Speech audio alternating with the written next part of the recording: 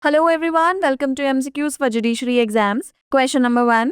Is a check bounce case maintainable for loans above rupees 20,000 even if in cash? Option A, no, not under section 138 of the Negotiable Instruments Act. Option B, yes if the debt is legally enforceable. Option C, only if the loan is below rupees 20,000. And option D, no if the transaction violates the NI Act. The correct answer is option B. In the case of Sanjabij Tari versus Kishore S. Borkar and another, the Supreme Court set aside the Kerala High Court's judgment which had ruled that a debt created through a cash transaction above rupees 20,000 violating the Income Tax Act could not be considered as a legally enforceable debt under Section 138 of the Negotiable Instruments Act. The court observed that the Kerala High Court's interpretation was incorrect and clarified that such debts could still be enforceable under Section 138 of the NI Act. Question number 2. Who has the legal and moral duty to provide maintenance to a wife and mother? Option A, only the husband. Option B, only the children. Option C, the husband and children. And option D, the wife's family. The correct answer is option C. The Madras High Court emphasized that a husband and his children have both a legal and moral duty to maintain their wife and mother, particularly during her old age. The court upheld a family court's order requiring the husband and his sons to pay monthly maintenance, highlighting their responsibility to care for their wife and mother. This was discussed in RAP versus AM 2025.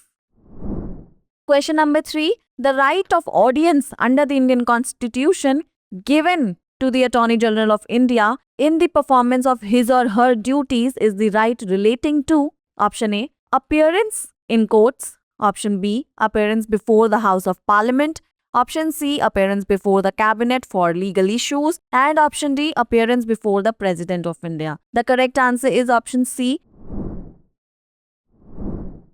The right of audience in legal terms refers to the ability of a lawyer to appear and present arguments in court. Article 76 of the Indian Constitution explicitly grants this right to the Attorney General, allowing them to represent the Government of India in any court across the country. Question number 4. The theory of separation of powers is associated with option A, Aristotle, option B, Montesquieu, option C, Voltaire, and option D, Rousseau. The correct answer is option B.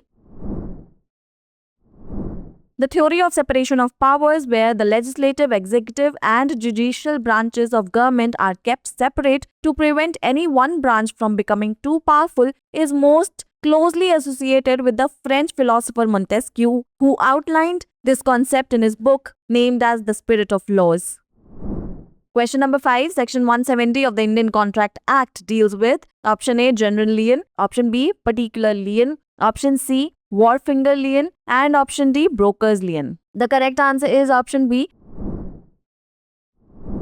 Section 170 of the Indian Contract Act 1872 establishes the bailie's particular lien, which grants a bailee the right to retain the bailed goods until they are paid for services involving labor or skill rendered to those goods, unless a contract states otherwise. It's the time for practice question. Which section of the Criminal Procedure Code provides protection against double jeopardy? Option A, Section 400, option B, Section 403, option C, Section 300, and option D, Section 301. Pin down your answers in the comment section below.